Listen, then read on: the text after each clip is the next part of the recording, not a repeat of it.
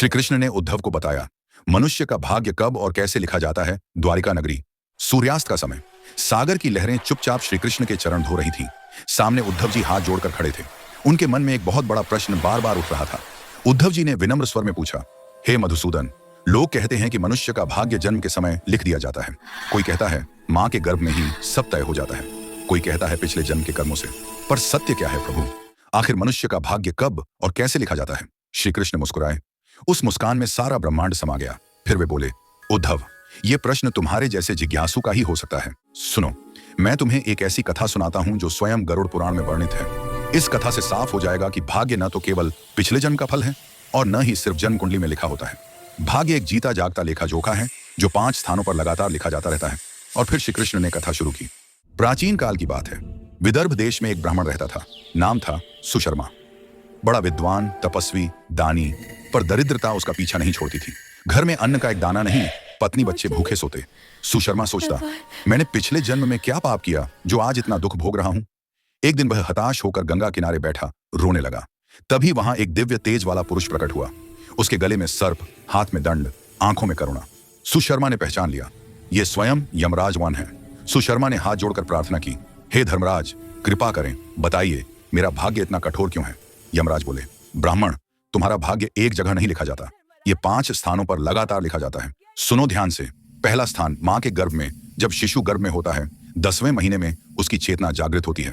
तब उसे पिछले सारे जन्मों का स्मरण हो जाता है। वह भगवान से प्रार्थना करता है, प्रभु इस जन्म में मुझे धर्म, अर्थ, काम, मोक्ष मिले। भगवान उसकी प्रार्थना के अनुसार उस जन्म का मोटा मोटी खाका तैयार करते हैं। यह है प्रारब्ध का आधार। पर यह पत्थर की लकीर नहीं, सिर्फ एक रूपरेखा है। दूसरा स्थान, जन्म के समय जैसे ही बच्चा मां की कोख से बाहर आता है और पहली सांस लेता है, उस समय जो नक्षत्र, तिथि, योग और ग्रहों की स्थिति होती है वह उसके जन्म कुंडलीवान में लिखी जाती है। यह कुंडली बताती है कि जीवन में कब सुख आएगा, कब दुख। पर यह भी पूरी तरह तय नहीं। ज्योतिषी इसे पढ़ सकते हैं पर बदल नहीं सकते। तीसरा स्थान, पिछले जन्म के कर्म, संचित कर्म। जो कर्म तुमने पिछले जन्मों में किए उनका फल अब मिलता है। यह सबसे मजबूत भाग्य है।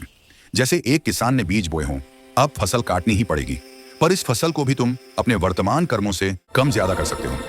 चौथा स्थान, वर्तमान जन्म के कर्म, क्रियामाण कर्म। जो कर्म तुम वर्तमान में कर रहे हो उनका फल अब मिलता है। यह सबसे कमजोर भाग्य है।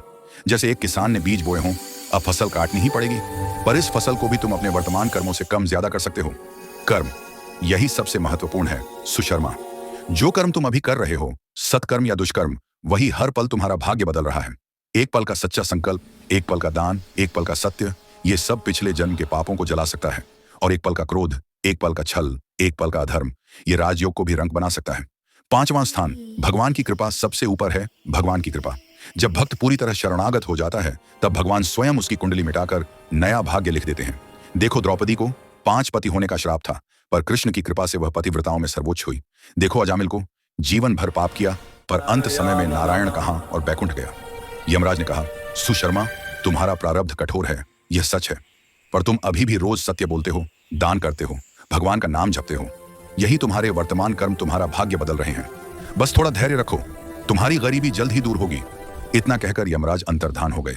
सुशर्मा घर लौटा। अब वह पहले से भी अधिक निष्ठा से भगवान का भजन करने लगा। हर रोज गीता पाठ, हर रोज दान, हर रोज सत्य। और फिर हुआ वही चमत्कार। एक दिन राजा का घोड़ा भागा हुआ उसके आंगन में आकर रुका। राजा ने सुशर्मा को इनाम में एक गांव दान कर दिया। फिर एक व्यापारी ने उसकी बेटी का विवाह अपने पुत्र से किया और दहेज में अपार धन दिया। कुछ ही महीनों में सुशर्मा धनवान, यशस्वी और सुखी हो गया। श्री कृष्ण ने उद्धव से कहा, उद्धव, समझ गए ना? भाग्य पत्थर की लकीर नहीं, वह मिट्टी का घड़ा है जो तुम हर पल अपने कर्मों से गढ़ रहे हो। पिछले जन्म का कर्म बीज है, वर्तमान कर्म पानी और खाद्य है, और भगवान की कृपा सूरज की किरण। जब ये 3 मिलते हैं, फसल लहलहाती है। फिर श्री कृष्ण ने अंतिम वचन कहा, इसलिए उद्धव, न तो कुंडली को कोसो, न पिछले जन्म को। बस अभी का पल सुधारो, अभी का कर्म सच्चा करो, अभी भगवान को याद करो। यही एकमात्र तरीका है अपना भाग्य बदलने का। उद्धव जी ने चरणों में गिरकर कहा, प्रभु, आज मेरी सारी भ्रांतियां दूर हो गईं। अब मैं हर पल आपके चरणों में जीऊंगा। मित्रों, यही सत्य है गरुड़ पुराण का और श्री कृष्ण का। भाग्य लिखा तो जाता है, पर उसे मिटाकर नया लिखने की शक्ति सिर्फ तुम्हारे पास है, तुम्हारे वर्तमान कर्म और भगवान के प्रति समर्पण में। जय श्री कृष्ण, गोविंद गोपाल, हरि बोल। अगर यह कथा आपके दिल को छू गई तो वीडियो को लाइक करें, चैनल सब्सक्राइब करें और कमेंट में लिखें जय श्री कृष्ण। अगली कथा तक राधे राधे।